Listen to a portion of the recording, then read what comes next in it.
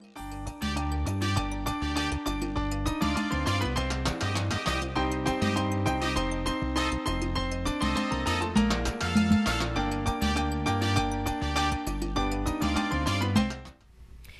everyone and welcome to Community Connection, your window to the world around you. I have a guest today who really needs no introduction, someone you're very familiar with for many, many, many years in Metro Detroit, our own beloved Chuck Gaidica from WDIV Channel 4, the inventor of the Cuddle Alerts and the person that we look to know how to plan our day. Mr. Chuck Gaidica, welcome it's to great Community to see you Connection. again. Yeah. It's wonderful to have you back. Thank you. I remember a few years ago you were here, yeah. and we were talking about the weather, about WDIV and your career, amazing career in Metro Detroit, and now you're embarking on a new adventure. But talk to us first about your history with WDIV. Well, actually, I got to Detroit 5 years before I moved to Channel 4. So I came to town in 1982. So you've been here about 27 years. 27 at DIV, 5 at Channel 2 before that. Oh. So I've been here 32 years total. And you came from? Came from Little Rock, Arkansas. Yeah, right. I grew up in Chicago. I never worked there professionally. And then sort of started my career, moved around down south, and got a call to interview for a job in Cleveland. And that job didn't work out. They thought was leaving, wasn't leaving. And he's still on the air. And they called and they said, well, there's going to be a change at Channel 2. And the first guy they're going to change is this guy named Sonny Elliott. And we'd like you to be the guy. And Elliott, Ackerman, and Turner, was it? I remember those days. Yes. So I didn't really know much about Sonny because I had not grown up here. And so I came in '82, and I was the first anchor change they made. And then they filled in the team, and I stayed at Channel 2 for 5 years. And while I was there, it was a great place to be. You know, in those days, it was the CBS affiliate. Right. And I was able to work on the CBS Morning News in New York for a couple of years. I was the main weather guy on the morning show. And then I thought I was going back to Chicago. I had gotten a call from CBS because we had worked together, and they said, why don't you come to our station in Chicago? And Channel 4 started knocking on the door, and they said, you know what, we'd love to keep you here. Would you come over? And I thought, there's no way. It's home. My parents are still in Chicago. And Channel 4 just put together such a great offer. And I thought, you know, the opportunity is great. So I made the move over. It's not common that you jump, you know, in the same market. And so that was 27 and a half years ago. And you've been there ever since? Yeah. Wow, that's amazing. So you were there as the weatherman, and then you moved up to the chief meteorologist. How long have you been chief meteorologist? Well, that was for the whole time I was at Channel 4. Oh, yeah, and okay. along the way, also got a chance to, you know, for 2 years or so, substitute for Al Roker on the Weekend Today show. Right. And then I remember that too. Do you? Yeah, Good. I do. And they called and asked me if I would consider being a game show host at the lottery. And I thought, game show host? I don't Fame and Fortune. Right? There were 4 different names, and they kept me the whole time. I thought it would last a year, and it lasted 12 years in 9 markets in the state. So it was a great career. And then all of a sudden things started to shift. And it wasn't because the station is stellar. I mean, it's the number one station in the market. But personally, my life started to shift a little bit. In what way? Well, I used to think, and I used to say, that I was having the most fun being confused I'd ever had. I had a great family life. I had a great, my kids were growing. How old are your kids now? 32, and she has given us our first grandchild, who's your 3.5, or as he calls it, 3+. Aww. Yeah. And then I have a 29-year-old son, 27. They're both at U of M. And then I have a daughter that's 22, who's working, actually not far from here at Corporate Travel in Dearborn Heights. And then I have an 18-year-old who's off to Kent State in fashion merchandising. We have another grandchild due in May from Charlie. So now you're focusing on you. Yeah, family was building, things were going well, but I had a feeling that my life was going to move toward being in service to others. I couldn't have told you what that meant. I thought, to be honest, that it was probably going to be in public service. I was getting a couple knocks on different doors. Both of the major parties called me and said would I consider running for office, high office. And I thought about it, and it was tempting, and it was interesting. But I thought, you know, I think that maybe I can connect with people differently. And so that's about the time God started working on my life and on my heart. And I went back to school for a master's. And while going back for the master's, it took me 4 years part-time. So I now have a master's of ministry leadership. So part of it, I'm a student of leadership, but I also love ministry. And so I started to look at what could I do to make my degree program more interesting. So I actually went and studied and lived in the Holy Land for a month. And part of that was in Jordan, part of it was in Israel, and it was really a cool component to this graduate degree. Now, when you went back to get your master's, did you know that it was going to be in No, I still didn't know. Well, no, I knew what the degree would be, but I didn't know my life was going to change. I had a feeling something could come of it, but I kind of thought, my wife thought, maybe another 4 years after when this happened, maybe, if we were going to change our life. And I love the saying, make plans and God laughs. So I'm making plans thinking, boy, this isn't going to happen yet. And then all of a sudden, things really started to change. Shift. And if you would have told me 7, 8 years ago that I would leave my job, arguably, if not one of the best jobs in TV news in Detroit. Absolutely. At the best station. WDIV is the #1 NBC affiliate in the nation. I would sell my house, downsize my life, go back to school, get a master's, much less go back to seminary, live and study in the Holy Land in Palestine for a month, and then quit my job and be a pastor at a church. I would have looked at you, I would have literally laughed. I would have said, that is really cute, but that's not ever going to happen. That is quite a shift change in anyone's life and career, because where you're at, you've realized what anyone would dream of trying to realize their entire life. So changing all of that and going in a totally different direction is absolutely amazing. But talk to me about your experience. What actually sort of cemented your decision? Was it being in the Holy Land? Was it being in that part of the world? And it was that was part of it, you? but it was inspirational, but not in the sense, and I guess for me, maybe not everybody who relates to this idea of changing their life. For me, God has not spoken with a bunch of burning bushes and talking donkeys, and I don't get skywriting like, "Dear Chuck, do this." It's more Bill Hybels, who's a pastor out of Willow Creek Church outside of Chicago, wrote a book, and he talks about how for some of us, God leads in whispers and nudges. And I think that's appropriate in my life, but I kept getting nudged. And eventually I had to say, hey, where are you pushing me? And it was apparent. So for me, it wasn't going to the Holy Land, although that was tremendous. What a huge opportunity. But I think it was just that God really said, it's time to maybe start to think about a move. And then I did something else that I would advise anybody who's thinking about making a change in their life. Because a lot of baby boomers like me are doing this, whether it's going into ministry or they shift their lives and they say, I've done this thing for 35 years. I'm going not to just retire, but I'm going to refire. I'm going to really look at what's the next phase. Right. And the other piece of this for me was to get myself in the midst of some very wise counsel. People I trusted, people who I knew would shoot straight, and if I said something dumb, they'd say, that's pretty dumb. And I needed that. And one of the best pieces of advice I got was, if you're serious about this shift, maybe do it sooner than later. Because not only do I want all my knees to be working, I want to be able to climb the hills and the stairs, but I wanted to do it while I could still be relevant. If I had an opportunity to affect change or make things happen, have the energy, still could do it, still could say, could I give back another 20 years towards something? And I'm not sure God's told me exactly what all that something is yet, but that's okay. But I'm not as confused anymore, which is kind of nice. So your focus is cemented in terms. It of is, your but decision. I have to tell you, it still feels some days like the pendulum is still swinging. Like I know I'm in the right zone, but an adjustment. It's fine. I mean, God will put me where He needs me to grow, and I'm anxious for that to happen.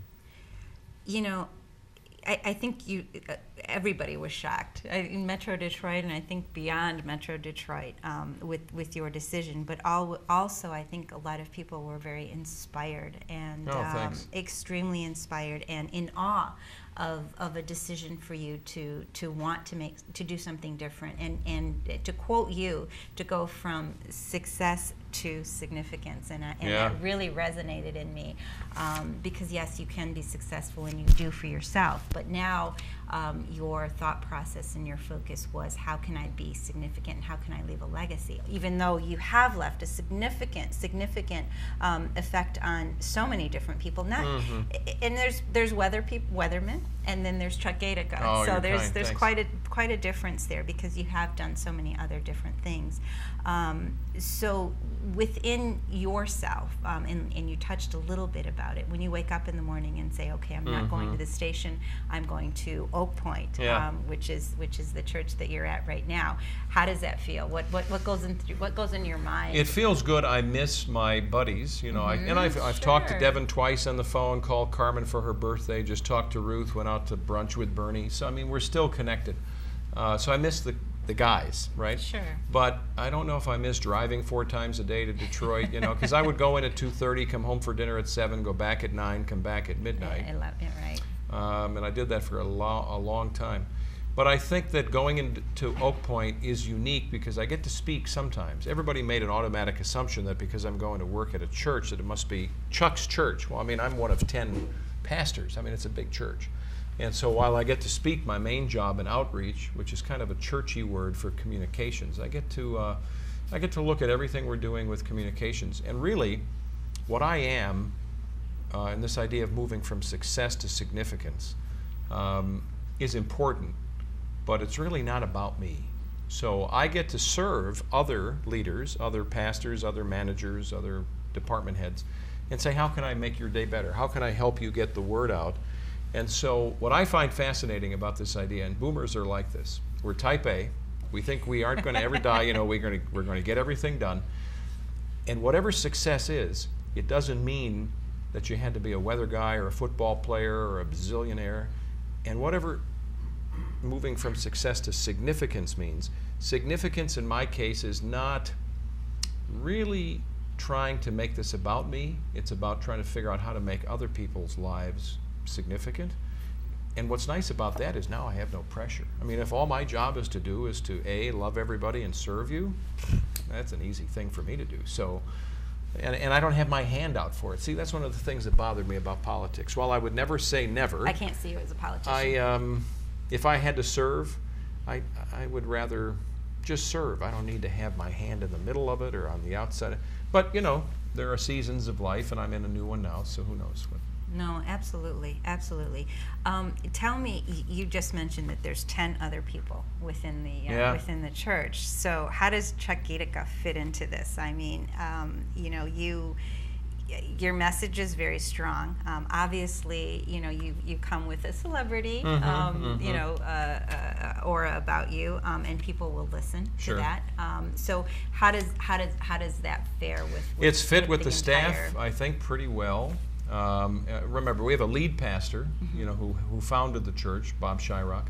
We then have a couple of executive pastors. The newer model for churches, you kind of offload the business stuff to a different person. And then we have, because we're such a large church, we have community pastors, north, south, east, and west. We have other pastors. There's myself. We have a pastor now at Cody High School, full-time. I want to talk to you about that, too. That was an awesome project and still is. And so I'm just one of many. So I get to, in the business world, it would be called matrix management. Okay. So if you called me and said, hey, I need help in the studio here, I'd come alongside you and say, what can I do? I help you, and then I move on to the next thing. And so that's part of my role. I also speak occasionally, like I'll be speaking after Christmas, January 3rd and 4th. So I think it's been an awesome opportunity. It feels really well. I fit in with, I love the team that's there. I think they're still trying to figure out what to do with me, and I'm trying to figure out where's the pendulum going to stop swinging. You know, God, do you want me to go off in the woods and plant another little church? Do you want me to speak? Do you want me? So it's interesting, but I'm being open to all of it. So if I came in on a Sunday, would I see Chuck Gaidica? You'd see me there attending with my family, but I don't really have a job per se on the weekends, unless I'm walking around saying hi to people. But I don't really have to. I don't have to be on. I mean, I work during the week in essence, and then if I'm speaking, you know, I take a good part of my week or even a week and a half and prepare a sermon. And our sermons go 35, maybe 40 minutes, supported by a lot of scripture. So it's a lot of work. But it's great work. I enjoy every minute of it. How large is the church? About 3,000 regular attendees per weekend. We have a Saturday night service that maybe would get 600, which is the size of a lot of churches alone. And then about 1,200, 9:15 on Sunday, and another 1,200. Now for Christmas coming up, we've had to add one service and then 3 on Christmas Eve. Christmas and Easter weekends, we may see 4,000 to 4,000 plus people. You said to get the message out. What is that message? What's Chuck Gaidica's message? What is the message you want to resonate to communities? Well, I think there are a couple messages. One is that I am second. There's a movement in America, I am second. I really feel like it's not about me. So for me, it's about God. It's about Christ. That's number one. Number two, it's how do we serve other people? And this idea of moving from success to significance. I can't tell you how many baby boomers, highly capable people, vice presidents of blah, blah, blah, have contacted me and said, I don't know what's going on. I'm in my late 40s to my early to mid 50s. It's not midlife crisis. It's something is happening, and I just feel like there's another thing I should be doing. I think it's something that happens. And that quote, success to significance, I stole that from a book that's called Halftime, Moving Your Life from Success to Significance. I read that about 9 years ago. And it's written by a cable TV executive whose parents sold the company, inherited a bunch of money. And he said, now what? I'm too young to really just hang it up.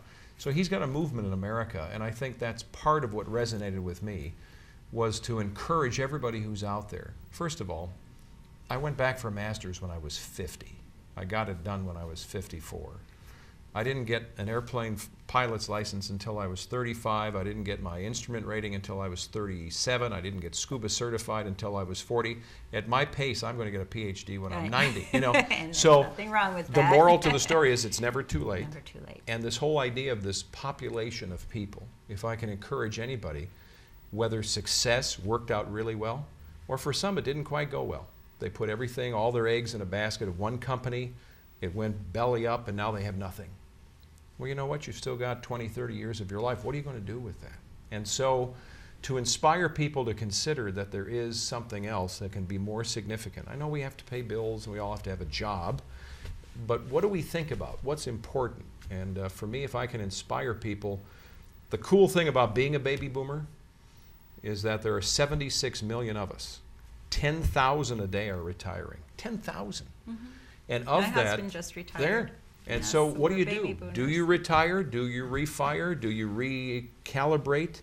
Do you start to look at, Refocus. right, because we're not all going down to Marco Island and leaving the turn signal on all the way to Tennessee. It's just not going to happen. We're a different kind of group. And don't dare call us seniors. We don't want to be No, called seniors. absolutely not. So it's it's different. But I'm hoping I can inspire that group of people. And I think you can. And I think there is a trend towards and keep saying it, from success to significance. And I don't think anything's wrong with being successful, but I think we can affect the world in a very positive way, and I believe that's what you're doing. You also made a statement about bringing people together. Are you familiar with Tom Shadyac? Yeah. He's a director, and I think he had this amazing sort of life experience. He had a near-death experience, and he's this famous, very successful producer. He did Liar Liar and The Nutty Professor. But with this near-death experience, he felt that there was something else, and he went off and he produced a documentary called I Am. And I Am is about putting people together and showing the connectivity throughout the universe, and I think that is so important, and that has resonated with me. I'm hoping to connect with him very soon. I have connected with him to bring him here and to actually speak. Great. I think you'd be a great partner with him to speak on those kinds of revelations that we have. But you had made a comment about trying to bring the different races together, regardless of black, white, Asian.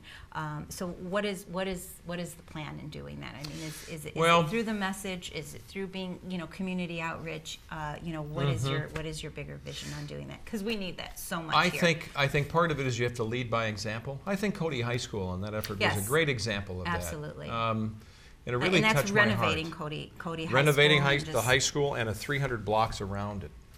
So here are people who I didn't know directly. Here are people that, for the most part, are a different color, makeup, growing up a different way than I grew up. Although I grew up in a poor neighborhood in inner city Chicago. Different idea.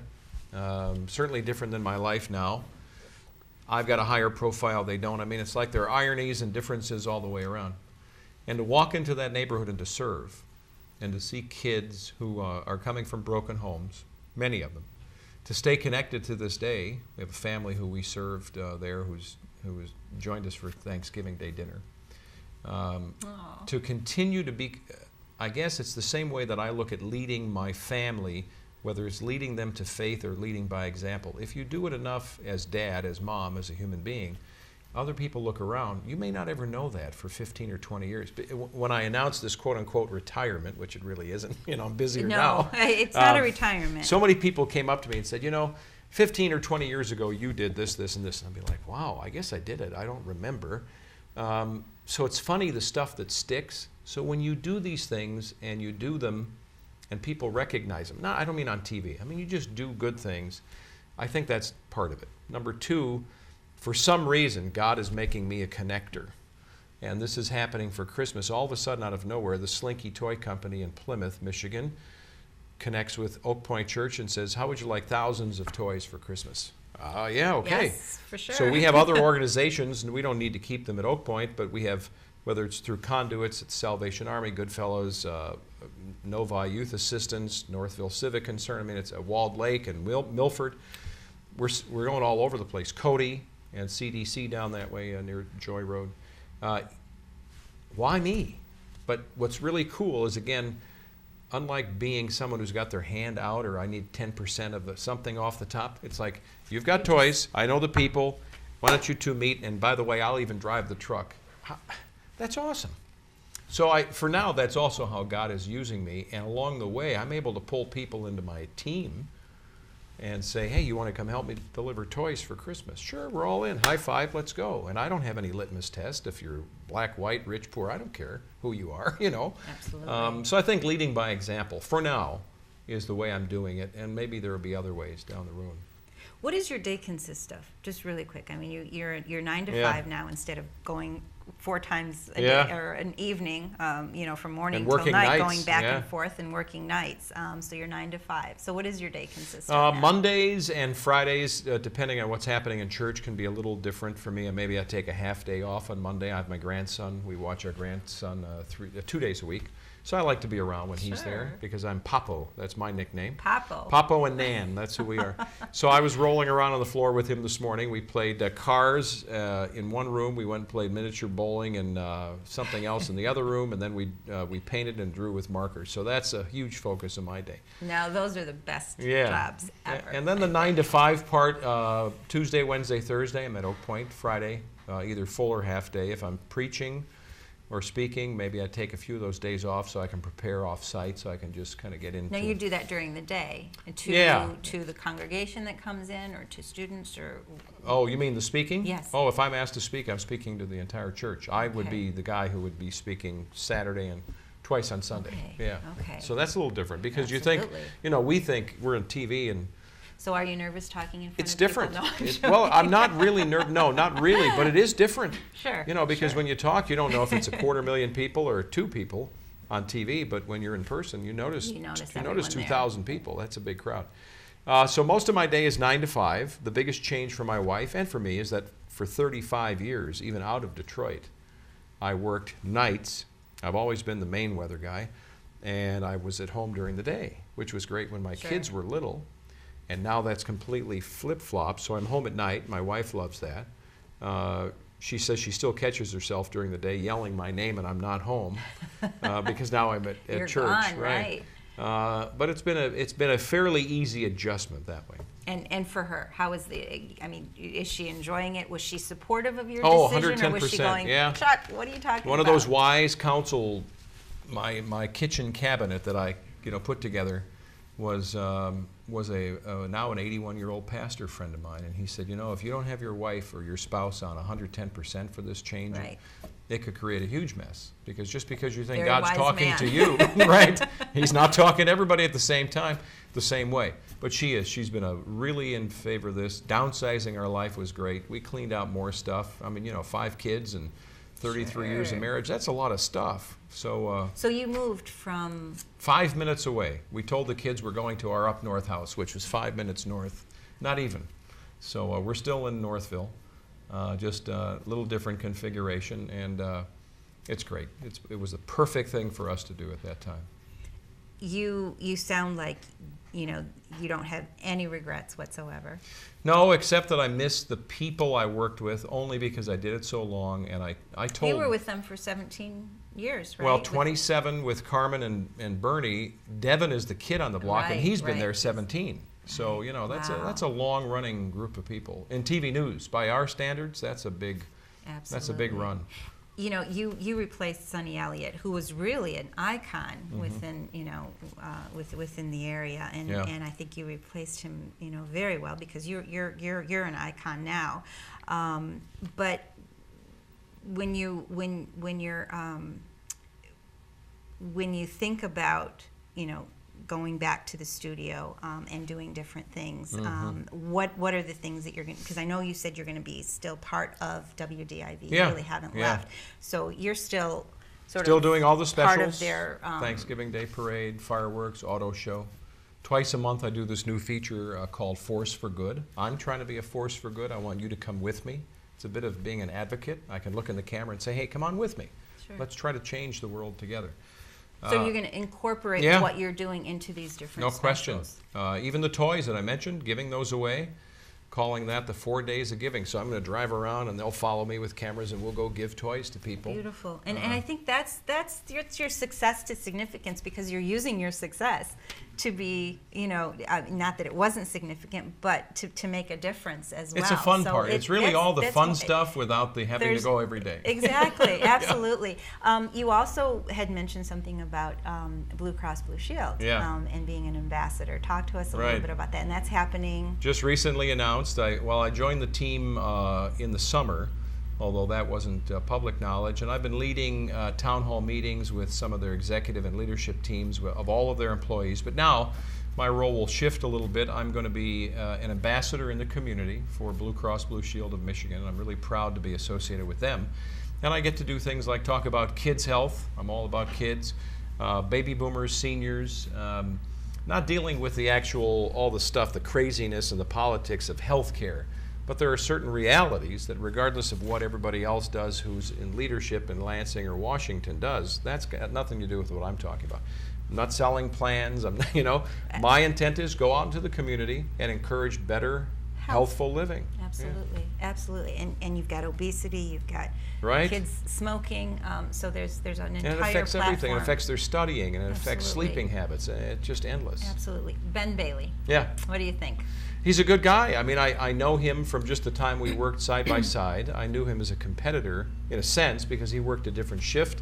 But he's a good guy. I think he's up for the job, and I told him that my charge personally was that he would look back as this transition, because it was different, you know, it was, I'm still around, you know, that it would be the easiest thing that he's ever had to do in his career. So I said, whatever you want me to do, I'm happy to do it. That's not usual in our business. No, it's not. And I wanted to make sure he knew that that was the way I wanted to view this. Well, I wouldn't have expected anything else. Thanks. So you're there to root him on and to help him and make him be the best that he can be. And he's joined a great team, so he's well covered by everybody. Well, you know, I watch Channel 4, and everybody around me watches Channel 4. That's good, because I'm still on commission. So. Okay, all right, absolutely. We'll keep that going. Well, we wish you the best in your new endeavor. Yeah, thanks for having me back. Absolutely, and thank you for being with us, and thank you for having that vision and going out there and making a difference. And your career is going to be